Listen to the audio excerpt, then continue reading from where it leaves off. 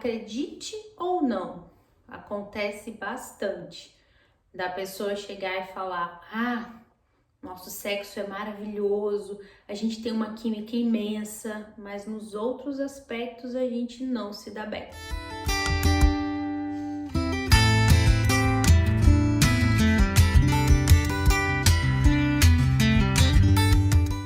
Isso não acontece só com você, alecrim dourado. Por que eu chamei você de alecrim dourado? Porque primeiro a gente parte do princípio que tesão, desejo sexual é uma coisa extremamente mística, é uma coisa extremamente hipervalorizada e a gente vai nessa onda aí e acaba se ferrando muitas vezes. Por que se ferrando, Marcele?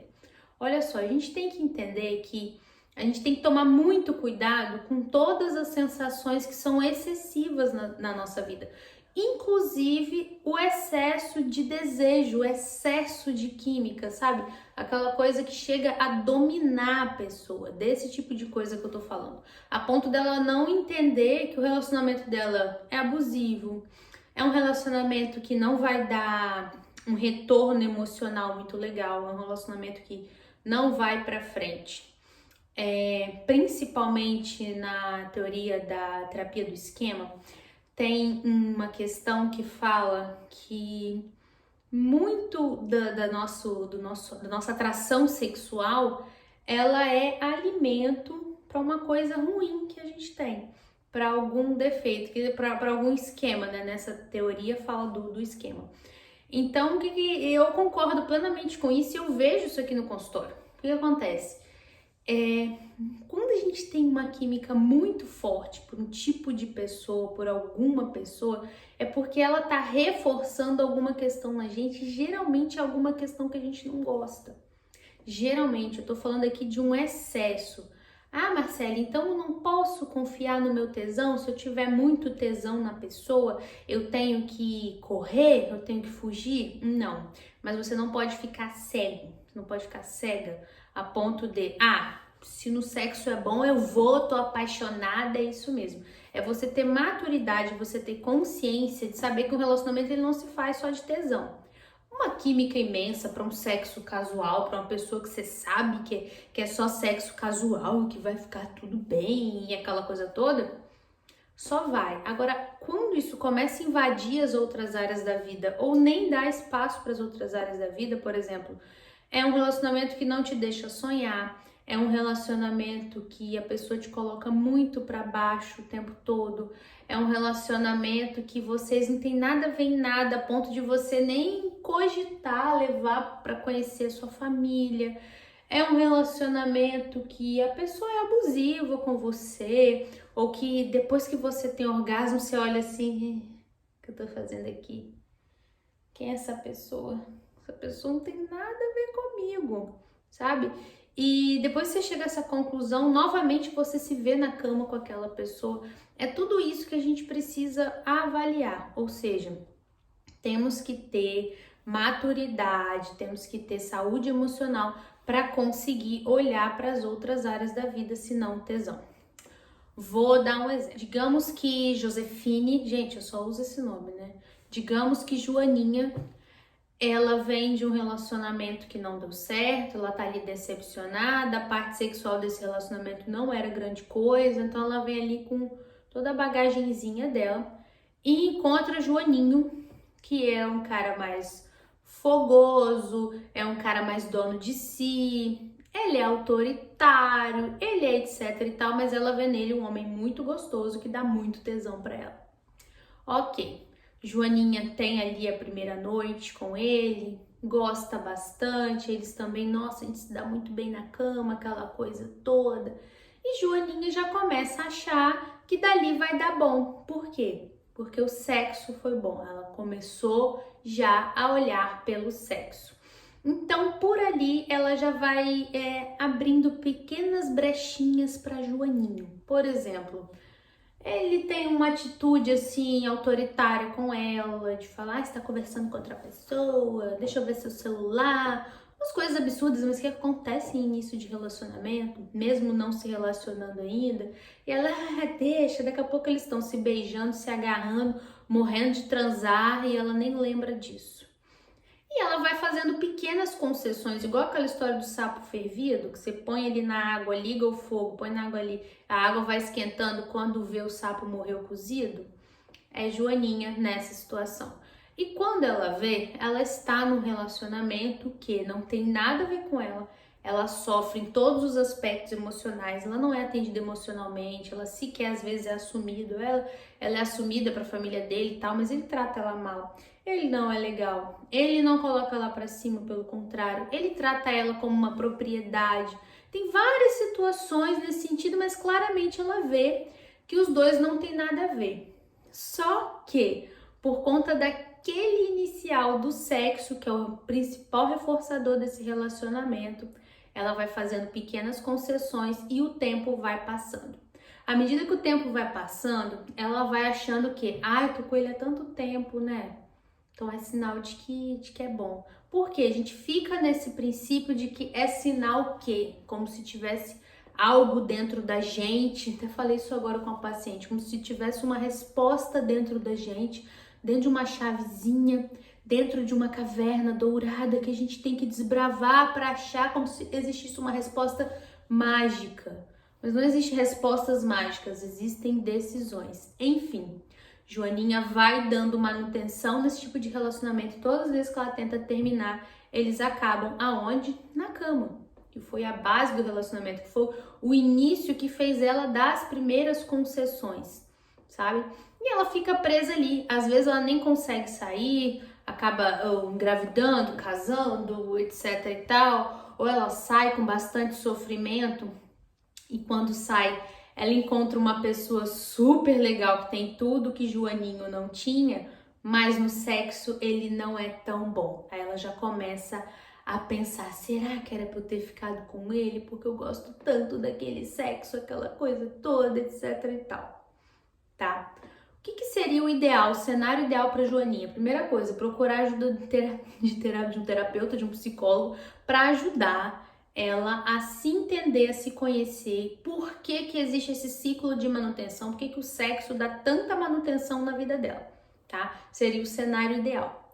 Outra questão é, se ela tivesse uma maturidade, um conhecimento emocional do que ela realmente quer no relacionamento, ela já estaria mais protegida, ela já entenderia melhor o que é para ela e o que não é, a ponto de o primeiro autoritarismo dele, ela já sacar aquilo, eu sei que não é para mim.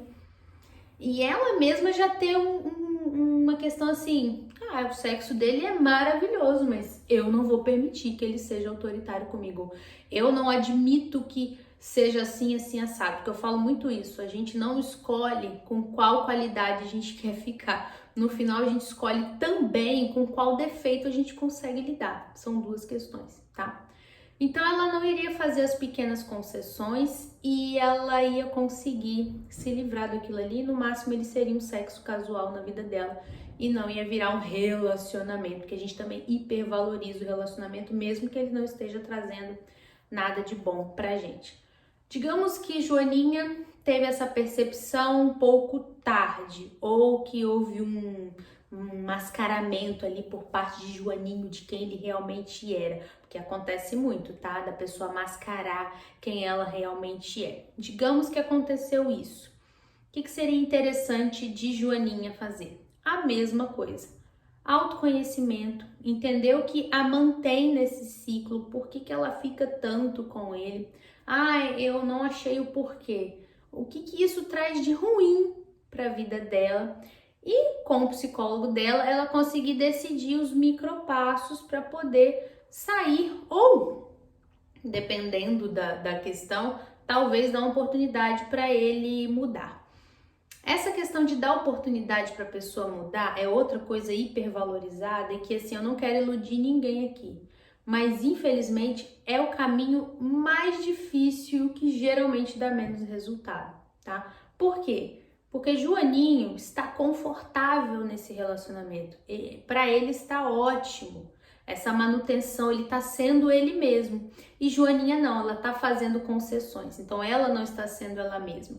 Então para se manter esse relacionamento funcionando, ela tem que ser ela. Porque Porque se ela não fosse ela, ele não estaria com ela, entende? Então, rola, principalmente quando tem química sexual, as pessoas costumam bater uma varinha mágica assim na coisa e falar, é agora! E não. A gente tem que tomar muito cuidado com o excesso de tesão. A gente tem que olhar para as outras áreas da vida. Aí a gente entra numa outra questão que eu preciso chamar a atenção também. É a seguinte, Marcele, eu me livrei desse tipo do amor de pica aí, né? Fala até amor de pica, onde bate fica e tal. Quem não conhece uma pessoa que tem um amor de pica, né? Fala, tá com ele porque o sexo deles é muito bom. Quem nunca ouviu essa história naturaliza bastante. Mas a pessoa tem noção do tipo de pessoa que ela quer. Aí ela faz uma busca ativa, assim, ela encontra, fulano tem isso, uma pessoa maravilhosa. Aí tenta uma, tenta duas, a química simplesmente não flui. Gente, também não é assim. O outro extremo também tá errado, é um excesso de não ter tesão. Se não deu tesão na pessoa, se não deu química na pessoa, não existe psicólogo, sexólogo que vai fazer criar esse tesão. E muita gente acaba casando com pessoas que não têm química nenhuma. E a gente não pode inventar química, porque a gente pergunta assim, tá, como que era o início de relacionamento de vocês? Nunca fluiu. Entendi. Então, se nunca fluiu, a gente não consegue inventar esse desejo, tá? A gente não vai brincar de Deus, a gente não vai brincar de natureza, a gente não vai brincar de nada, não existe, tá? A gente cria algo que não existe. Agora, dá pra gente encontrar um relacionamento equilibrado, em que a gente encontre boas características, em que a pessoa nos coloca pra cima, porque a ideia do relacionamento é a gente crescer juntos, e que a gente consiga ali ter um tesão. Se você achar na mesma pessoa aquele tesão gostoso e aquele monte de outras características, você ganhou na loteria, é isso mesmo, segue o baile e vai ser feliz, tá?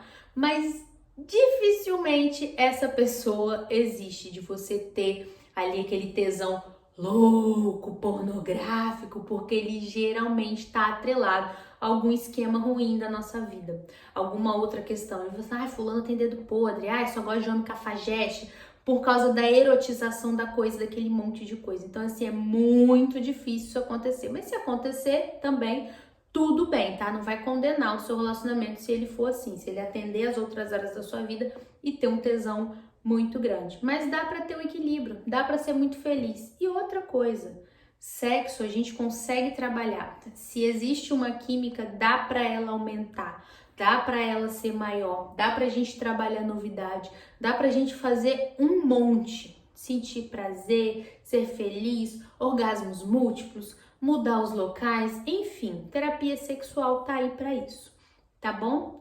Espero que você tenha entendido, que você reavalie aí os seus desejos sexuais, seu amor de pica aí que você tem. E é o que eu sempre digo, se ficar difícil de você resolver sozinho, sozinha, procura ajuda de um psicólogo, sexólogo para te ajudar nesse autoconhecimento, para você entender o que é para você, o que não é, e para ser muito feliz sexualmente também, porque isso também importa, ok? Aquele pedidinho de final de vídeo, curte, compartilha com aquela amiga, com aquele amigo que tá vivendo algo desse tipo, para ajudar a abrir a mente da pessoa, porque, né, abrir a mente é vida, não só abrir as pernas, não só abrir as concessões. É isso, gente. Um beijo, até o próximo vídeo. Tchau, tchau.